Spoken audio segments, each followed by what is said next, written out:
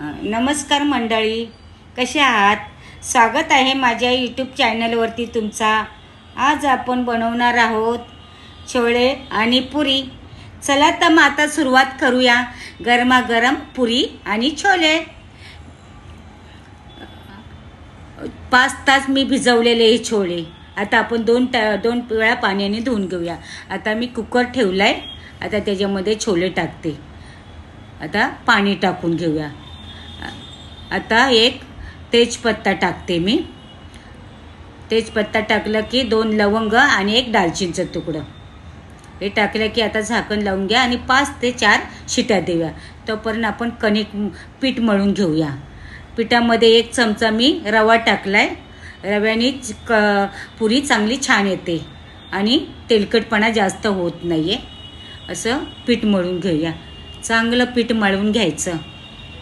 पीठ मळलं. आता तेल लावून घेऊया आपण थोडा वेळ.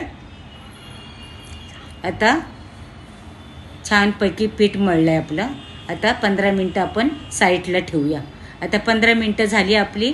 आता आपण पुरी लाटायला घेऊया. कढई ठेवली. आता मी कढई तापली की आता मी तेल टाकते. तेल ओतलं मी. आता पुरी लाटून घेते मी. अशी गोल पुरी लाटायची.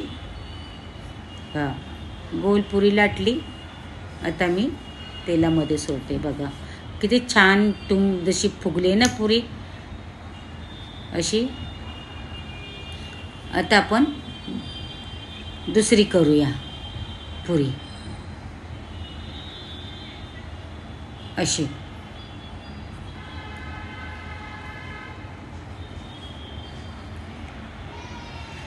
आता आपण पुरी.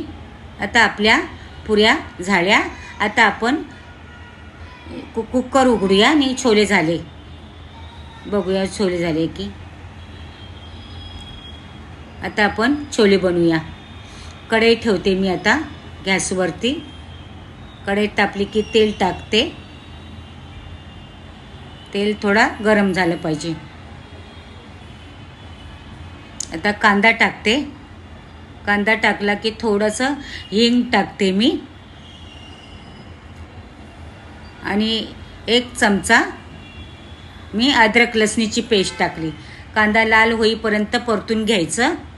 आणि हे मसाले टाकले. मसाला मी छोले मसाला, धना जिरा पावडर, हळद आणि तिखट लाल मिरची आणि हे मी टमाटरची पेस्ट टाकली.